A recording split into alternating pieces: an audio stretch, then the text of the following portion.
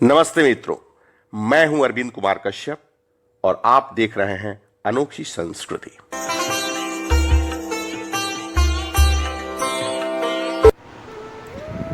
राधे कृष्ण का प्रेम अमर एवं अनंत है। राधा कृष्ण का प्रेम एक ऐसा प्रेम था जिसकी आज भी मिसाल दी जाती है। लेकिन सबसे दिलचस्प बात तो यह है कि इतने प्रेम के बाद भी कृष्ण राधा की मिलन नहीं हुआ, उनकी शादी नहीं हुई। अतः विवाह ही प्रेम का पराकाष्ठा नहीं हो सकता। प्रेम तो पूजा है, भक्ति है, अमर है, असीम एवं अनंत है। यह अमृत के समान विशुद्ध, पावन एवं पवित्र है। यह जीवन जीने के लिए एक मृत संजीवनी के समान एक संपूर्ण औषधि है एवं जीवन दायिनी तंत्र है। प्रेम में अदम्य साहस है, उत्साह है, तड़प, वियोग है, बिछोड़ का भय के साथ पुनर्मिलन की दृढ़ अभिलाषा है।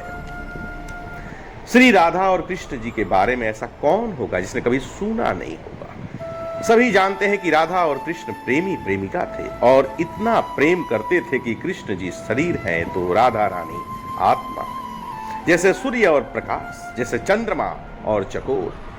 कृष्ण गीत है तो राधा संगीत है, कृष्ण वंशी है तो राधा स्वर है, कृष्ण समुद्र है तो राधा तरंग है, कृष्ण पुष्प है तो राधा पुष्प की सुगंध है। राधा जी कृष्ण की शक्ति है, ये एक दूसरे से अलग हो ही नहीं सकते, ये अभिन्न है।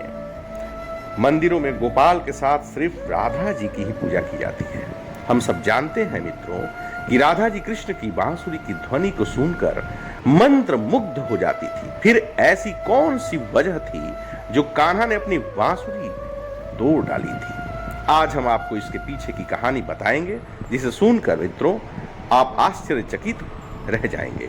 आइए दोस्तों, जानते हैं क्या है वह कहानी। कहते हैं जब कन्हैया अपनी बांसुरी बजाते थे तो राधा जहां कहीं भी होती थी, बांसुरी की मधुर ध्वनि को सुनकर उनके पीछे घूमने लगती थी। जब सभी गोपियां बिल्कुल मग्न हो जाती तब चुपके से श्री राधे कृष्ण वहां से निकल जाते।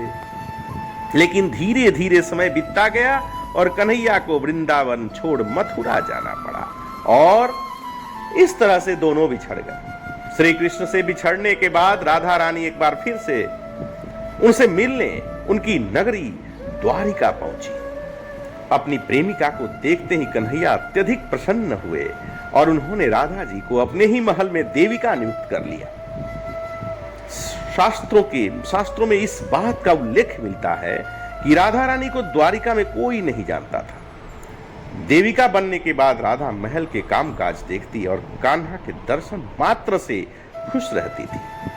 समय बीतता गया किंतु राधा के मन में हमेशा एक ही डर बना रहता कि कहीं वह फिर से अपने कन्हैया से कहीं दूर न हो जाए, और उनकी यह चिंता उन्हें सुकून से रहने नहीं दे रही थी। तब एक दिन वह खुद ही महल छोड़कर चली आई, पर कृष्ण तो कृष्ण थे, उन्होंने यह सब पता था, इसलिए वह भी राधा के पीछे चल दी। किंतु वह राधा के जीवन के आखिरी पल थे। कृष्ण ने राधा से कुछ मांगने को कहा। तब राधा जी ने यह इच्छा जताई कि उन्हें कृष्ण की बांसुरी की मधुर ध्वनि सुननी है। नंदलाल ने बांसुरी बजाना शुरू किया ही था कि थोड़ी ही देर में राधा ने अपने प्राण त्याग दिए। अपनी प्रेमिका का मृत शरीर देखकर कृष्ण बहुत दुखी हुए और उन्होंने उसी वक्त अपनी प्रिय बांसुरी तोड़कर दूर फेंक दिया। प्यारे, दूर फेंक दिया। तो आइए, इस चैनल को अब तक सब्सक्राइब नहीं किए हैं तो सब्सक्राइब कर लें और बेल आइकन भी बजाना ना भूलें, ताकि निरंतर आपको अपडेट्स मिलता रहे। और अगर वीडियो अच्छी लग रही हो तो एक शेयर, लाइक और कमेंट तो बनता ही है। थैंक यू, धन्यवाद। साथ ही